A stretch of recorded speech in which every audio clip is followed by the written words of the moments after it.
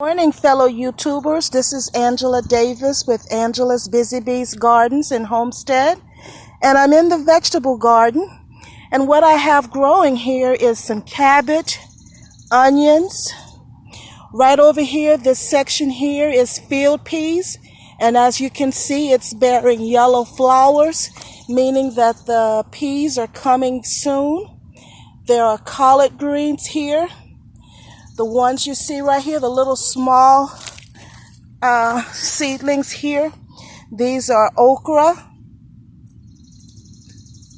There's a row of okra, collard greens,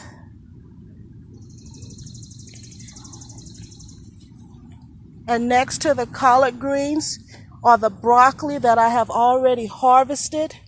I'm waiting on the little small shoots to come out that we could use in stir fries or in vegetable medleys. But see, here are the okra plants.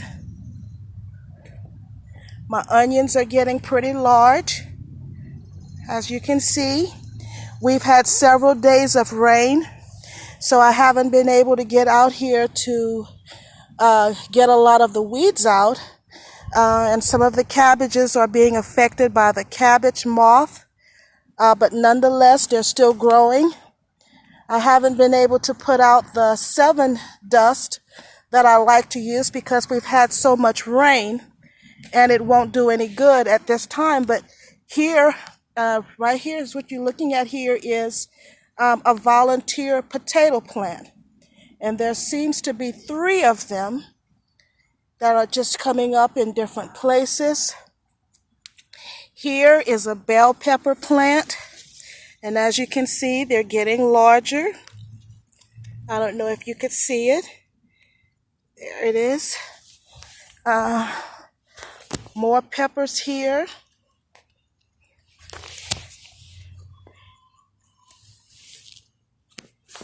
Peppers here as well. And lots of tomato plants.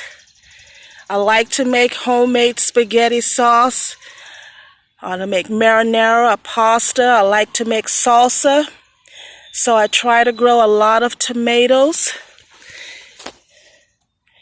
This year we decided not to space our vegetables so far apart because it's just so hard to keep the weeds out.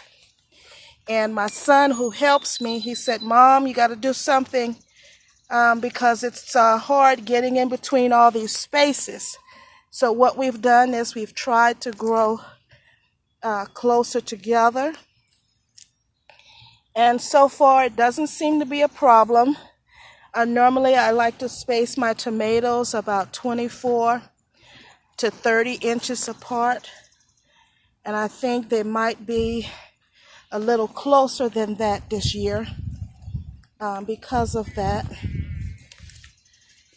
But the tomatoes are all bearing. You can see the little yellow flowers. These are all young plants. We're in zone 7A, and so I started planting out in the garden in April.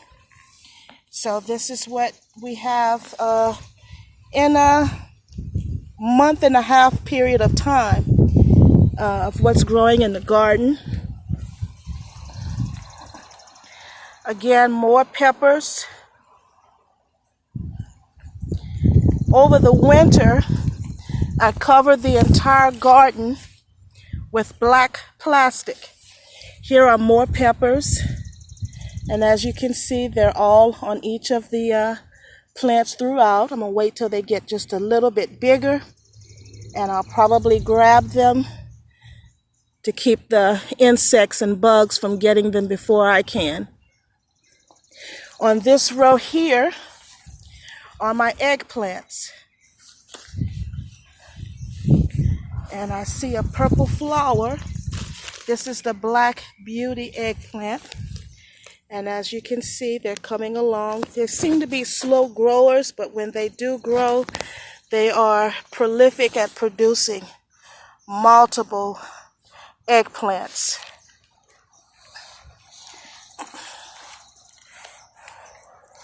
Here are more cabbages, peppers, collard greens, lettuces, and again, just bear with me with the little weeds in between. Like I've stated, we've had lots of rain, and I have not been able to get out into the garden like I usually do in order to get a lot of the weeds out. Right here is my sweet potato vines. And as you can see, they've started spreading. It's about 12 transplants in here. But when they start vining, it's kind of hard to tell where they started. But right behind them are more okra. And behind the okra are the field peas, which is one of my favorites in the garden. Over here, we have more rows of tomatoes. And I see they're going to require some more staking, but they're still growing. Here's a cucumber vine. And I think this is a pickling cucumber. And there you see, I've got a few of them coming on. Tons of ants. But I'm going to follow the New Orleans gardener and the Louisiana gardening family on what to do about these ants in the garden. Over here are two rows of lima beans. Behind the lima beans over here are my squash plants. And I see the crooked neck squash is coming. More lima beans, 2 rows here of lima beans.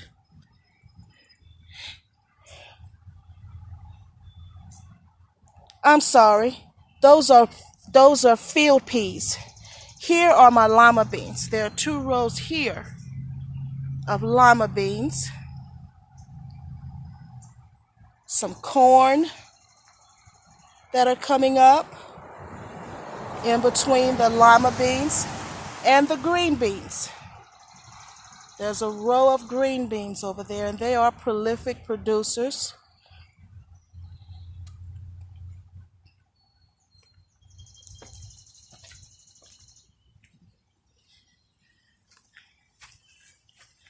Here you see the corn. Here are the green beans. And I see that they've started to flower.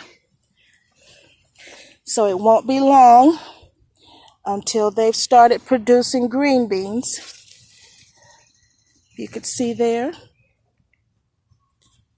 And like I said, corn down this row in between. This is my basil. And it looks like it started going to seed. So I'm going to take this off, because I don't want it to go to seed just yet. Pinch that off. Love the smell of basil. And of course, more tomatoes.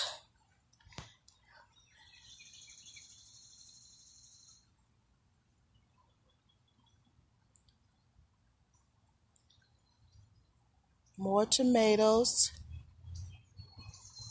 And again, this is another basil that's trying to go to seed. So I'm going to take this off and hope that'll stop the process. Like I said, I haven't been able to get in the garden to do much harvesting or weeding because of all the rain we've had. But this is what I have growing in my vegetable garden in zone 7A. Excuse my finger.